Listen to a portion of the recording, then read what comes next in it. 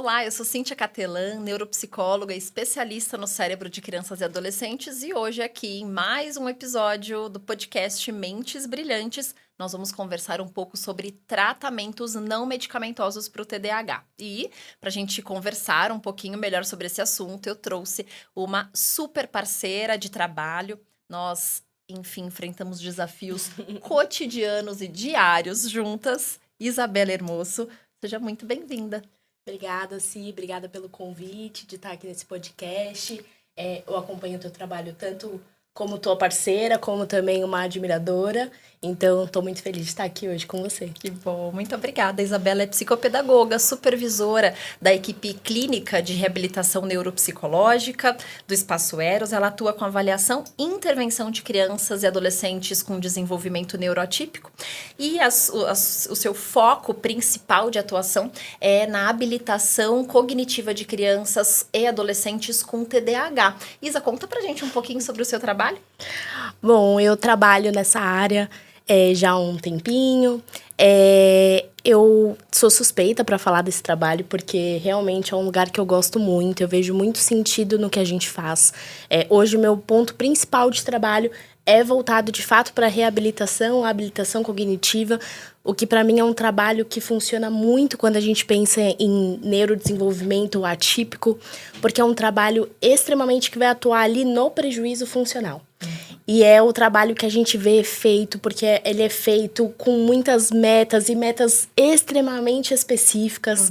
Então, enfim, atuo todos os dias com vários pacientes, várias demandas diferentes. Idades, né? Nossa, idades diferentes, tanto criança quanto adolescente.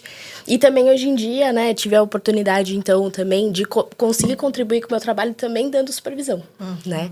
Então, essa supervisão também de outros casos, o que ajuda a gente a dar uma ampliada, ver, enfim, diversas formas de trabalhar, diferente, a mesma coisa. Então, enfim, é uma experiência que, de fato, todo dia me renova um pouquinho. Que gostoso, muito bem, muito bom. Isa, eu, enquanto neuropsicóloga que tô com o meu super enfoque na avaliação das crianças com TDAH, todas as vezes que eu fecho um diagnóstico, eu não vou dizer 100% das vezes, mas talvez 90% das vezes, os pais, a primeira pergunta que os pais me fazem é: mas ele vai ter que tomar remédio? Existe uma angústia sobre essa questão da medicação. Nós, inclusive, falamos da medicação no TDAH num outro episódio. Dá uma olhadinha, porque tá imperdível, com uma neuropediatra maravilhosa. Só que TDAH não necessariamente precisa tomar remédio, né? Não é uma regra. Sim. E aí, como é, então, que o TDAH pode ser tratado sem intervenção medicamentosa? Sim, é muito legal essa pergunta, porque, de fato, é uma pergunta muito frequente que a gente recebe, né, dos pais. Principalmente, eu percebo quando as crianças são menores, né? Então, tem uma angústia, porque, apesar do TDAH, a gente ter uma segurança ali para diagnosticar a partir dos 6 anos, muitas vezes, ali com 4, 5 anos, a gente já consegue perceber sinais muito evidentes, né, de um atraso aí no neurodesenvolvimento. E que, muitas vezes, o prejuízo funcional é muito relevante, é muito intenso. Então, a gente precisa, de fato, entrar com o medicamento, né? E aí, claro que isso, quem vai tomar essa decisão é o médico que vai avaliar, né? Então, o que a gente sempre orienta as famílias procure um médico de confiança, um médico acessível, né? Não aquele médico que chega, Ritalina, e vai embora, né? Enfim, então um médico que, de fato, você confie. Só que a gente sabe também que existem outras formas da gente conseguir remediar aí esses sintomas sem, de fato, entrar com a medicação já, enfim, como a primeira opção aí desse tratamento, né? A gente sabe que, por exemplo, uma das terapias padrão ouro é a TCC, né? Lá no Espaço Eros a gente tem a possibilidade de trabalhar, enfim, com várias pessoas maravilhosas que atuam com a terapia cognitivo-comportamental, né? Que é conhecido como TCC. Que é padrão ouro. Quem trabalha nessa linha são os psicólogos, então eu não atuo especificamente com essa área, mas sou uma entusiasta, né? É quase psicóloga você, vai. Uma entusiasta aí dessa área cognitiva, né? Enfim, que eu adoro. Então, esse é um padrão ouro. Outros tratamentos que a gente pode pensar, né? Se é de fato a orientação parental, né? A gente sabe que isso faz toda a diferença, isso acaba até sendo uma linha do nosso tratamento. Então, quando a gente percebe que a criança é muito pequenininha, geralmente a gente já orienta a orientação parental, fala, vamos para orientação parental, porque às vezes o ambiente tá caótico junto com os comportamentos da criança, e aí precisa de uma orientação parental. Sim. E a gente sabe também que existe a reabilitação cognitiva, né? Que aí é a área que eu trabalho. E que a gente chama de reabilitação cognitiva, que é como é conhecido, mas que de fato é uma habilitação, porque a gente entende que esse cérebro não perdeu nada, que a gente precisa estimular de novo, né? Reabilitar, né? Exato, É a gente aprender, precisa na aprender. verdade. Exatamente. E é engraçado a gente dizer isso, porque é justamente assim, a medicação ela vai atuar corrigindo ali aquelas redes neurais que estão meio bagunçadas, então a medicação vai lá, vai atuar nesse funcionamento neural.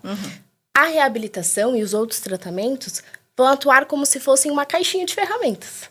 É a caixinha de ferramentas que o cérebro precisa, a partir dele, então, estruturado, conseguir usar, né? Isso é importante porque eu percebo famílias assim, muitas vezes, né? Então, já que eu optei pela medicação, vou ficar só com a medicação. Sim. E, infelizmente, só a medicação não faz o milagre que a gente espera. Não vai ensinar comportamento, né? É isso. Não vai ensinar os comportamentos. Sim. A caixinha de ferramentas, quem vai oferecer para esse cérebro são as terapias, são as famílias bem orientadas. Então, isso faz toda a diferença. Quando a gente pensa em treino cognitivo, é como uma musculação mesmo pro cérebro, né? Fortalecer. E tem uma coisa que vocês fazem a gente chama carinhosamente de reab. Carinhosamente. É tão grande, né? Reabilitação neuropsicológica, a gente chama de reab.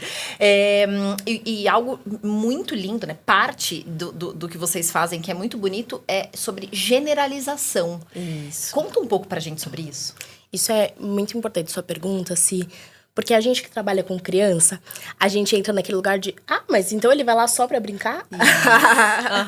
É porque a criança, ela aprende de forma lúdica. Então, não adianta eu ir lá e ficar dando o sermão da montanha, porque ela vai sair de lá falando, meu Deus, a tia Isa é uma chata. Então, eu preciso usar ferramentas, e hoje em dia nós temos várias ferramentas, tanto de jogos, quanto ferramentas computadorizadas, que trazem pra gente esses jogos com o intuito de habilitar certas áreas. Mas o jogo pelo jogo não vai fazer grande diferença. Ele vai ficar bom no jogo, né? Ele vai ficar ótimo Não no jogo, vida. vai saber passar todas as fases. E eu preciso ensinar para ele como que ele vai usar. Então, por exemplo, estamos trabalhando um jogo que envolve planejamento. Então, ele precisa parar e pensar, que pro TDAH é muito desafiador. Então, ele precisa parar e pensar antes de agir, ele precisa olhar, então, para o que ele fez, para ver o que ele pode melhorar, o que ele precisa, então, aprimorar, o que para eles também é muito difícil, né? Porque a gente está falando de um cérebro que tem muita dificuldade nas funções executivas. Sim. E quem faz todo esse papel são as funções executivas. Então, ele precisa de todo esse olhar. E no final, né? A gente sempre fala no final, mas não necessariamente precisa ser no final, pode ser antes. A gente vai... então, muito bem, a gente aprendeu. Então, hoje, nossa, esse jogo exigiu muito que a gente parasse, pensasse pra gente conseguir. Muito bem, onde que a gente usa isso na vida? Onde que nós podemos aplicar isso? Então quando você tá lá na escola, lá prestando atenção, lá na sala de aula, você precisa fazer uma atividade, você precisa parar e pensar, né, pra fazer. E o que nós vamos fazer, então? Nós vamos levar pra casa um checklist? Tá bom. Então, não é só... Tem um plano de ação dizer, também. né? Ele precisa fazer algo em casa para que, de fato, faça sentido e que ele aplique. E que aquele cérebro, de fato, aprenda. Sim. Essa estratégia. E é só com a repetição que isso vai acontecer, Automatizar, né? Sim, com certeza. Com certeza. Quando a gente faz perguntas a respeito de problemas para crianças, muitas vezes eles não conseguem dizer, né? Aonde exatamente eles podem praticar aquilo, né? Os mais pequenininhos não, né? Os mais velhos, às vezes, até conseguem perceber ali um lugar ou outro. Sim. Às vezes a gente tem que dar uma direcionada. Mas os pequenininhos, pouco provável que eles consigam trazer pra gente, né? E talvez seja aí que entre a questão das metas que vocês constroem na REAB. E aí é bem no comecinho, né? Então, antes da intervenção começar, essa lista de metas é construída. Essa lista de metas, então, a gente entende que está relacionada aos prejuízos funcionais, ao que acontece em casa, na escola, e isso são os pais que trazem, já que a criança não consegue trazer, como que funciona esse processo de construção de metas? Legal. esse processo, se ele acontece assim, né? Pra gente conseguir fazer um trabalho bem legal de reabilitação, a gente primeiro parte do princípio dos prejuízos que os pais vão trazendo pra gente, Tá. né? Desses prejuízos, geralmente, pra gente conseguir fazer uma boa reabilitação, a gente precisa de uma avaliação, né? Que aí vai trazer pra gente esses prejuízos que os pais estão trazendo pra gente de maneira quantitativa. Então, por exemplo, né? Uma família traz pra gente muito prejuízo. Ai, nossa, quando ele fica com raiva, ele joga tudo. Nossa, ele não consegue se regular de jeito nenhum. Uma queixa muito comum. Sim. Quando a gente vai na avaliação neuropsicológica, de fato, a gente vai perceber que essa criança tem um prejuízo enorme, por exemplo, no controle inibitório, né? Algo que pode acontecer.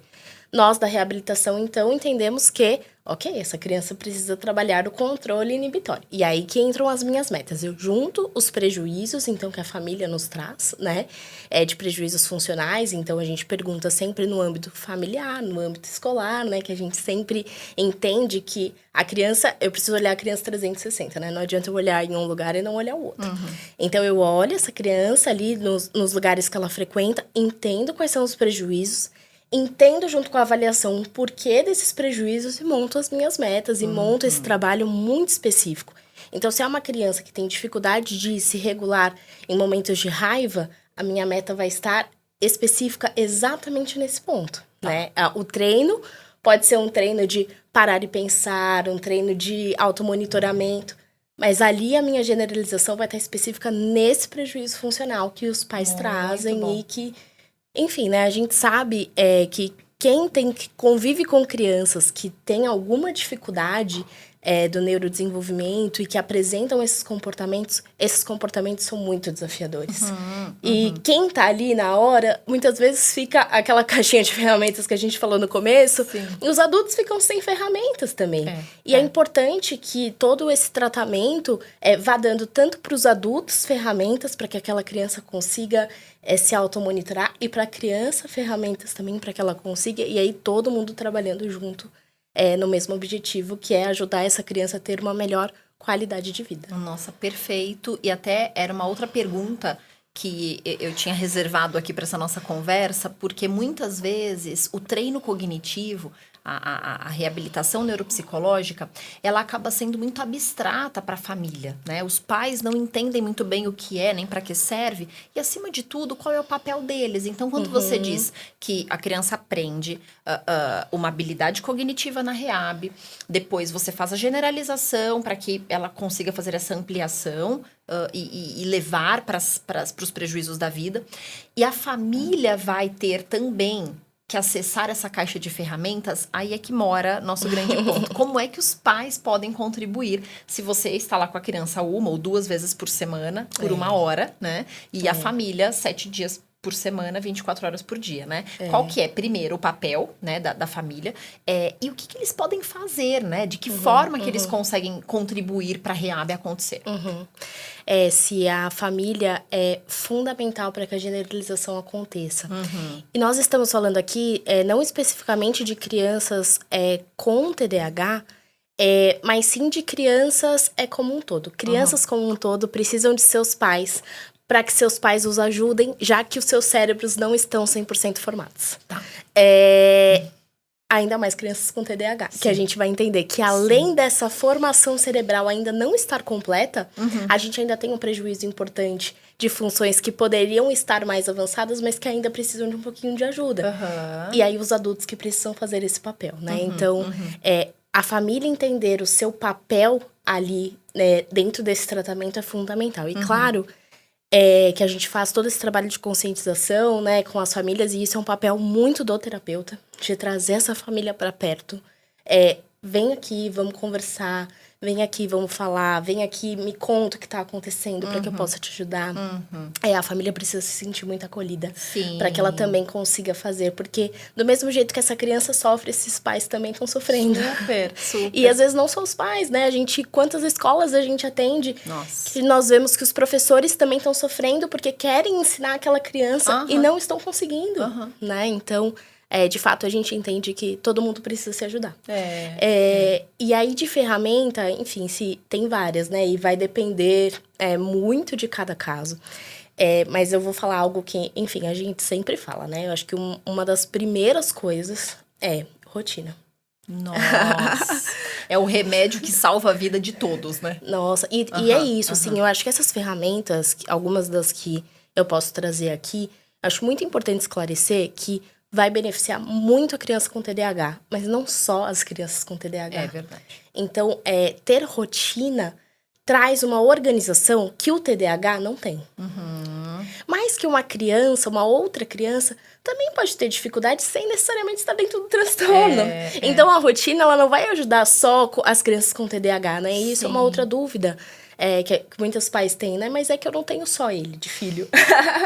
Eu tenho ele que tem TDAH, mas eu tenho um outro que não tem. E aí? Tá, mas tudo bem, essas ferramentas podem ser usadas em qualquer ocasião, né? Então, acho que rotina é uma coisa, e a rotina é importante porque tanto para a organização quanto para a previsibilidade, né? Então, crianças com TDAH tendem, por ter uma mente mais inquieta, a ser mais ansiosa.